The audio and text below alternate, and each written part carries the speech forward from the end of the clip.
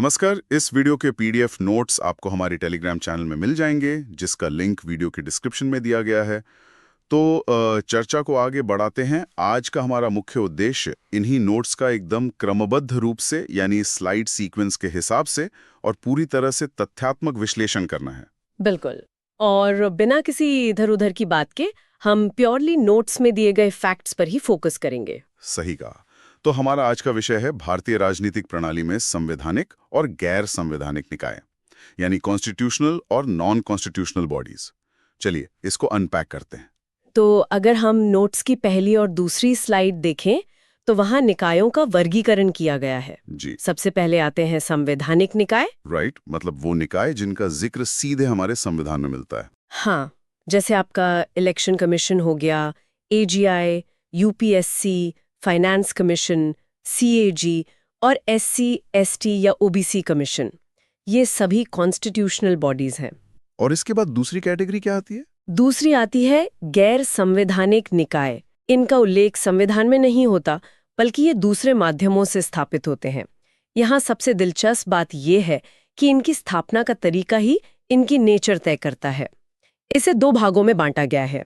पहला है संविधिक यानी स्टैट्यूटरी निकाय। स्टैट्यूटरी मतलब जो कानून के जरिए बनते हैं, राइट? एग्जैक्टली। ये वो निकाय हैं जो संसद या राज्य विधानमंडल के किसी एक्ट या कानून द्वारा निर्मित होते हैं। इसका एक बड़ा उदाहरण एनएचआरसी यानी राष्ट्रीय मानवाधिकार आयोग है। ओके, समझ गया। और दूसरा भाग कौन सा है इसका? दूसरा है गैर संविधिक या कार्यकारी निकाय। इसे एग्जीक्यूटिव बॉडी भी कहते हैं। ये सीधे कार्यपालिका के ऑर्डर से बन जाते हैं। ओ, मतलब इसके लिए कोई कानून पास नहीं करना पड़ता? हाँ, बिल्कुल। इसका सबसे करंट उदाहरण नीति आयोग है, जो 2015 में बना था। सही है। तो अब स्लाइड 3 और 4 पर आते हैं, जो एनएचआरसी पर फोकस करती हैं।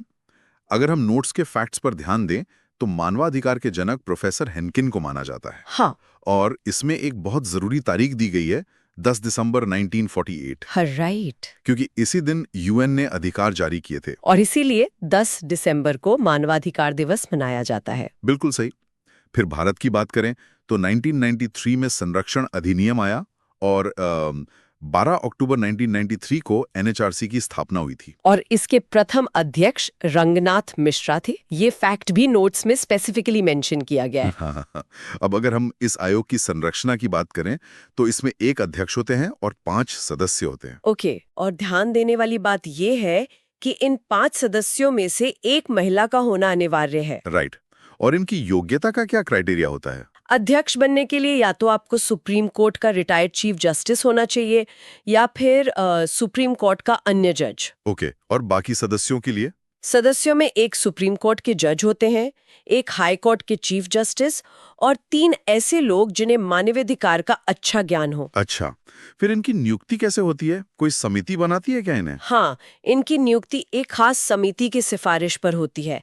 इस समिति में पीएम होते हैं, लोकसभा के अध्यक्ष, ओके। लोकसभा के विपक्ष के नेता भी होते हैं, राज्यसभा के उपसभापति, राज्यसभा के विपक्ष के नेता और केंद्रीय गृह मंत्री शामिल होते हैं। काफी बड़ी समिति है ये तो। और इनका कार्यकाल कितना होता है? देखिए, यहाँ एक बहुत अहम संशोधन हुआ था।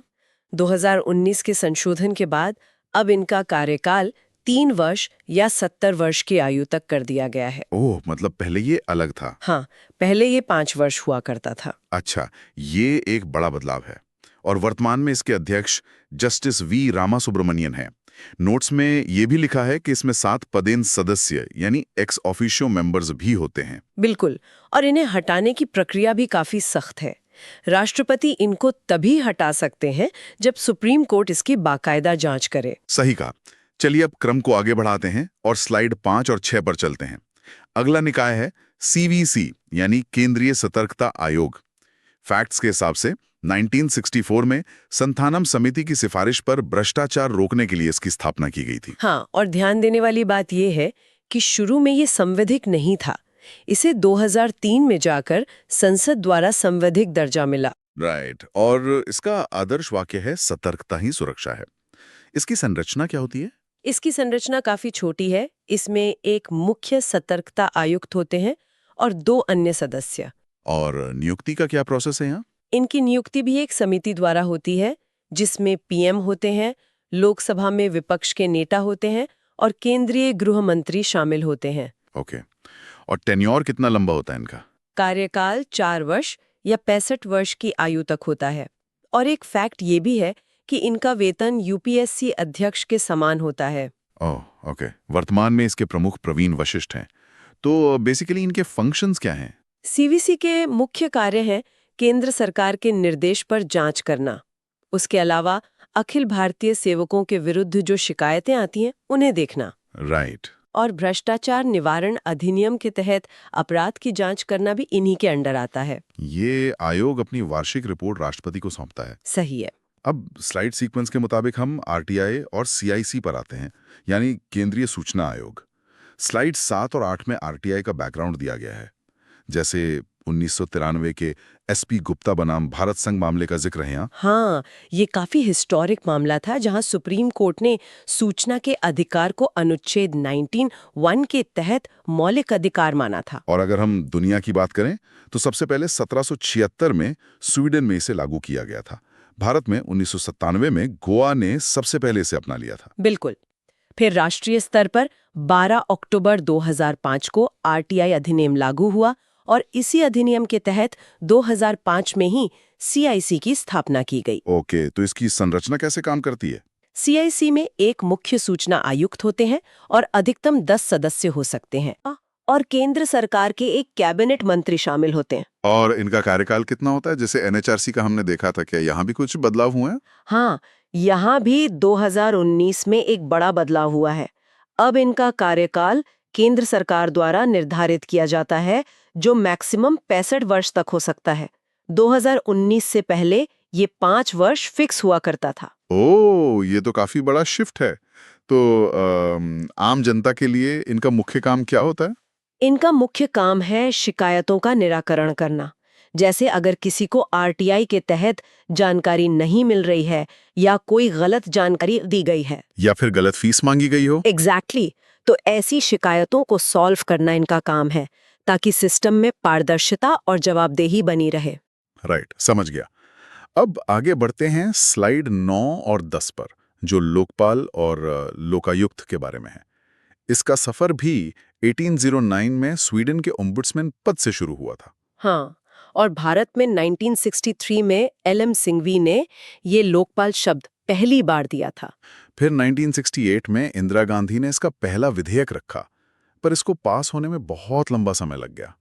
2013 में आकर ये बिल पास हुआ और 1 जनवरी 2014 को राष्ट्रपति ने इस पर हस्ताक्षर किए थे। बिल्कुल, और इस नवीन बिल के प्रावधान बहुत स्पेसिफिक हैं। जैसे इसमें लिखा है कि 1 वर्ष के भीतर केंद्र और राज्यों में नियुक्ति हो जानी चाहिए। संरचना क्या है लोकपाल की? इसमें एक अध्यक्ष होते हैं जो या तो सुप्रीम कोर्ट के पूर्व चीफ जस्टिस हो या फिर कोई बहुत ही प्रतिष्ठित व्यक्ति, और इनके साथ अधिकतम 8 सदस्य हो सकते हैं। इन सदस्यों के लिए भी कोई स्पेसिफिक क्राइटेरिया दिया गया है नोट्स में? हाँ, और वो बहुत इंटरेस्टिंग है। इन 8 सदस्यों में से 50% सदस्य न्यायिक जगत से होने चाहिए। और फिर यानी जजेस या लॉयर्स? हाँ, और बाकी बचे हुए 50% में एससी, एसटी, ओबीसी, अल्पसंख्यक और महिला वर्ग से लोगों का होना अनिवार्य है। ओह, मतलब डाइवर्सिटी का पूरा ध्यान रखा गया है इस संरचना में। और इनकी नियुक्ति समिति में कौन-कौन है?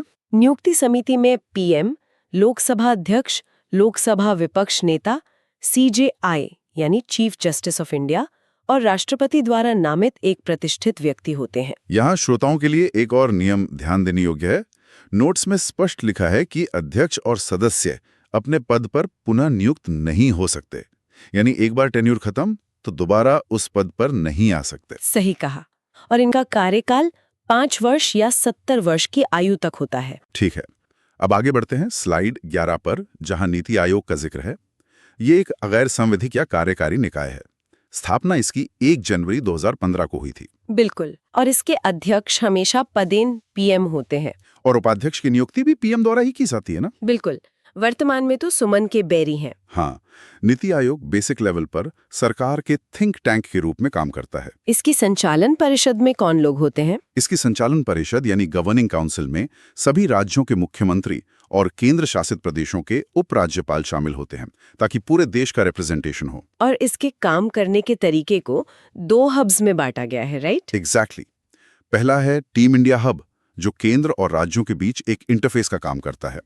और दूसरा है ज्ञान और नवोन्मेष हब, जो बेसिकली इसका थिंक टैंक वाला एस्पेक्ट है। तो इसका मेन मोटिव क्या है? इसका मुख्य उद्देश्य सहकारी संघवाद यानी कोऑपरेटिव फेडरलिज्म को बढ़ावा देना और लंबे समय की नीतियों का निर्माण करना है। चलिए अब हम आखिरी निकाय की तरफ बढ़ते हैं, जो स्लाइड 12 और 13 पर दिया गया है। भारतीय विधि आयोग यानी लॉ कमीशन। ये भी गैर संवैधानिक निकाय है, जिसे न्याय मंत्रालय द्वारा कानूनी सुझावों के लिए कभी भी स्थापित किया जा सकता है। अगर हम इसके थोड़े हिस्टोरिकल फैक्ट्स पर जाएं, तो 1834 में लॉर्ड मकॉली की अध्यक्षता में पहला आयोग बना था। उस समय तत्कालीन वाइसरॉय विलियम बेंटिंग थे। और आजाद भारत में पहला आयोग कब बना? स्वतंत्र भारत का पहला आयोग MC सेतलवाड़ की अध्यक्षता में बना था। वो उस समय हमारे पहले अटॉर्नी जनरल भी थे। अच्छा, और वर्तमान स्थिति की बात करें तो अभी 23वां विधि आयोग कार्यरत है, राइट? हाँ, और ये अगस्त 2027 तक रहेगा। इसके वर्तमान अध्यक्ष जस्टिस दिनेश महेश्वरी हैं। इसकी संरचना काफी सिंपल लग रही है। एक अध्यक्ष, 4 पूर्णकालिक सदस्य यानी फुल टाइम मेंबर्स और 2 पदेन सदस्य होते हैं। सही कहा, बस यही इसकी मुख्य संरचना है। तो इस तरह से हमने नोट्स में दिए गए सभी तथ्यों, उनके स्थापना वर्षों, समितियों की संरचना और उनके कार्यकालों का बिना किसी भटकाव के सीधा विश्लेषण किया है। और श्रोताओं के लिए यहाँ ध्यान देने वाली बात यह है कि इन निकायों की संरचना और फैक्ट्स को समझना कितना जरूरी है, क्योंकि विशुद्ध रूप से इन नोट्स के आधार पर ही हम ये समझ सकते हैं कि हमारी पूरी व्यवस्था की कार्यप्रणाली आखिर काम कैसे करती है। बिल्कुल। और आखिर में फैक्ट्स पर आधारित एक विचारणीय प्रश्न जरूर छोड़ना चाहूंगा। इन नोट्स को पढ़ते हुए एक पैटर्न बड़ा स्पष्ट दिखता है।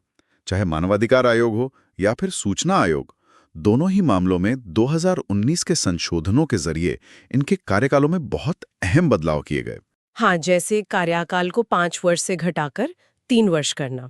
राइट। और सूचना आयोग में तो कार्यकाल को पूरी तरह से केंद्र सरकार पर निर्भर कर दिया गया। तो ये तथ्य सच में सोचने पर मजबूर करता है कि इन संशोधनों का इन स्वतंत्र निकायों की स्वायत्ता यानी उनकी ऑटोनॉमी पर क्या प्रभाव पड़ता होगा। ये सच में काफी गहरा सवाल है। खैर, इसी विचार के साथ हम अपनी इस चर्चा को यहाँ विराम देते हैं। आशा है आपको ये डीप डाइव पसंद आई होगी। धन्यवाद। नमस्कार।